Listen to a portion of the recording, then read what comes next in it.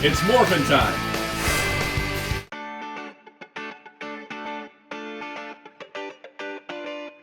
Hello, this is Soundout here, and on February 8th, 2009, I uploaded my first video on this channel.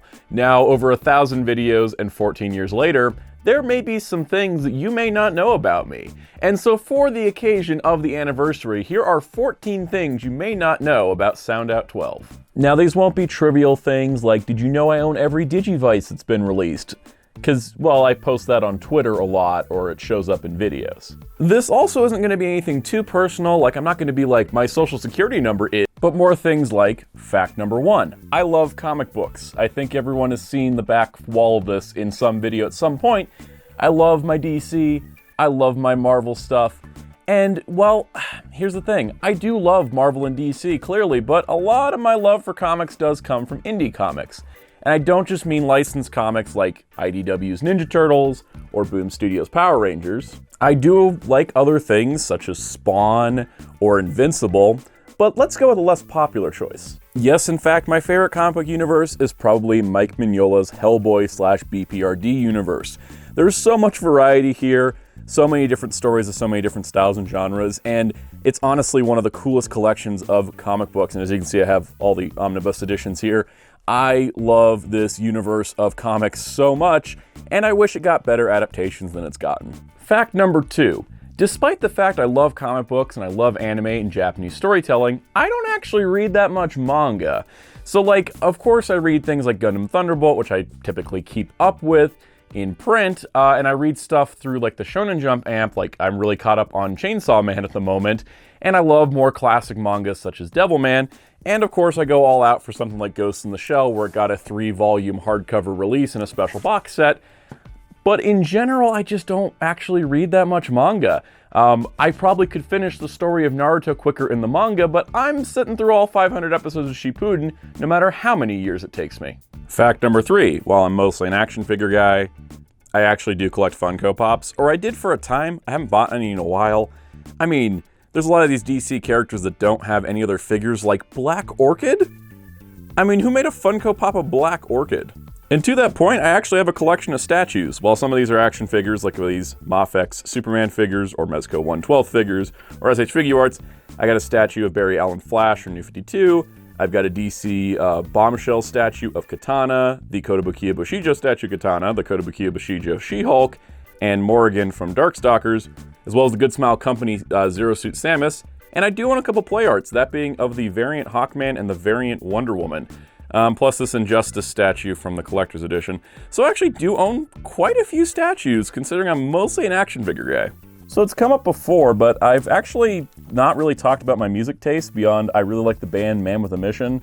They're pretty awesome, and I love their music, and as you can see, I've got quite a few albums here. Not only all their albums, but all their singles too, for the most part. And I have picked up physical copies of things like the Q Ranger single and whatnot. And of course, you know, because I am a big Digimon guy, even though I didn't like Digimon Try that much, I still own all the singles they released for every one of the songs from the show. And I'm not exactly sure why I did this, but it's kind of interesting. But this is not the only kind of music I listen to. In fact, not only do I have an insanely deep music library that goes through so many of my favorite franchises and favorite types of music, I actually like music from all styles and genres, if I'm being honest. I just really like music. It probably comes from me being a band kid and like studying music and how it works, but I have so much music that I don't even listen to in here. But it's just, I love music, I really do. It's the thing that gets me through the day, honestly. Despite not having a career in music, I actually really, really enjoy music. Now, despite this love of music, I'm not super into like vinyl or like vinyl records, just because of the process that it's in, but I do own a couple. In fact, the only vinyl I've ever purchased for myself was these two for Bill and Ted movies. See, we got Bill and Ted's Excellent Adventure with the Wild Stallions cover, which looks like the actual CD that Rufus handed them in the movie, and then there's this really cool montage of the end of Bill and Ted Face the Music. And for some reason, Mondo Records has not put out the Bill and Ted's Bogus Journey yet, so my wall is still looking a little incomplete. I got 2 out of the 3 Bill and Ted movies covered. Where's that third one, Mondo? So fact number 4, I love novels. I actually like reading novels without pictures in them, but I mostly just read Star Trek novels. It's because I'm a nerd. But I have expanded my horizons, and I do read Star Wars novels from time to time. This one's taken me 7 months, and I'm still not done yet. There's something about Star Wars novels that doesn't work for me the way Star Trek ones do. Is that a personal bias of this franchise over another? Or is it because Star Trek is more dialogue-based, and Star Wars is more visual-based? I don't know, but I'm working my way through this so I can get back to those, because I haven't read all of them yet, but I'm going to get there. Fact number 5. You know, outside of the couple streams I've done, I don't talk about how much I love video games. Like, this is the entertainment center here. I really do love video game stuff. I've got figures and Figmas and amiibos, and like, I always go all out. I mean, I bought Fire Emblem Engage's Divine Edition because I was excited.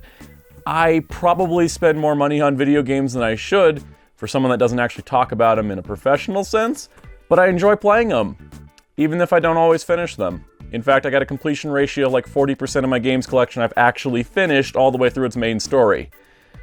But hey, I enjoy them. It's funny because from time to time I'll say I'm not that much of a gamer, and then that's my Switch collection.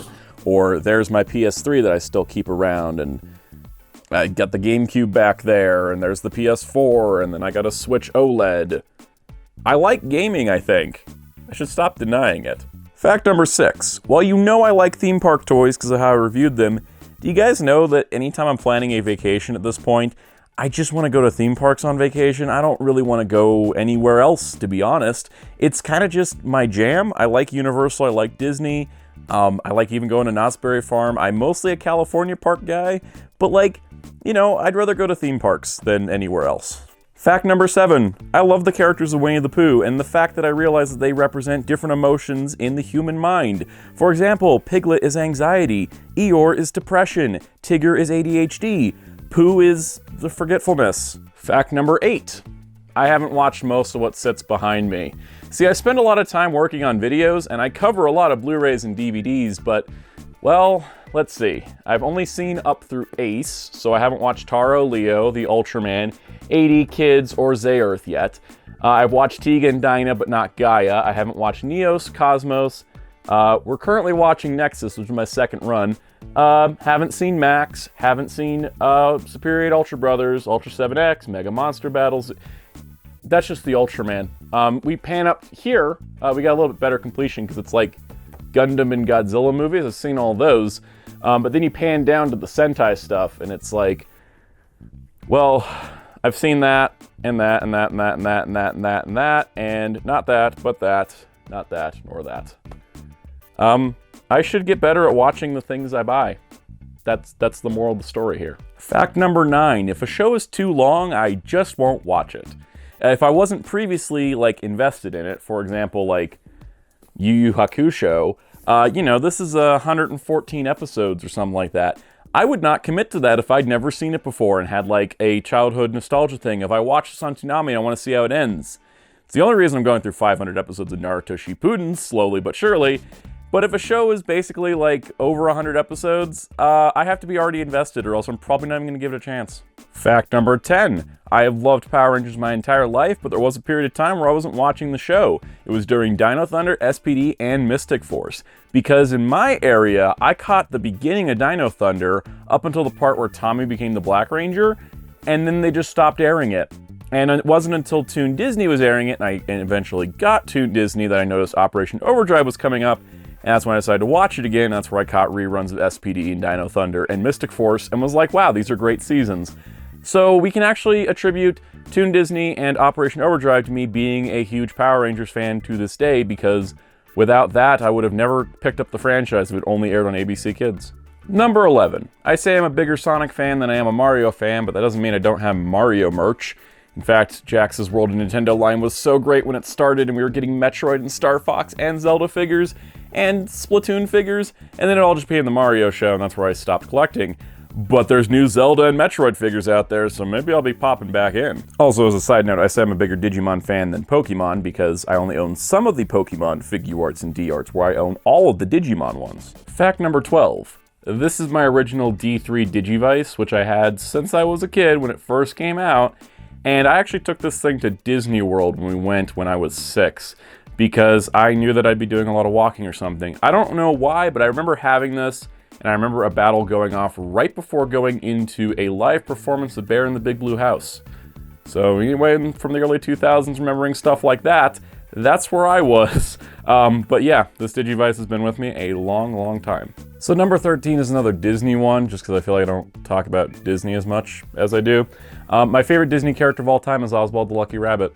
Love this guy. This was Walt Disney's original creation, which Universal took ownership of because they were distributing the films. And that's why Walt created Mickey Mouse, was because he didn't have access to good old Oswald anymore. Disney eventually got the rights back to Oswald later on, and they used him in the Epic Mickey video game, which is kind of where I learned about him. And I just really enjoyed this plucky little rabbit. Because of that, I pretty much pick up any Oswald merch I can find, because he's really obscure.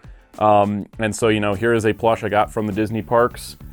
Here is a plush of his girlfriend, Hortensia the cat, which I had to import from the UK, because couldn't find her anywhere stateside. Here's a knitted Oswald plush I got last time, or 2 times ago when I was at Disneyland, just because they had this version. I've got an entire Oswald lanyard that's got pins on it, different styles. We've got Christmas ornament of him with a camera. We've got another Christmas ornament of him on the train from one of the old cartoons. We also got the new emo Oswald that came out recently with the posable body. And most recently I got this Medicom ultra detailed figure of Oswald. And that's pretty much all I collected in the last several years.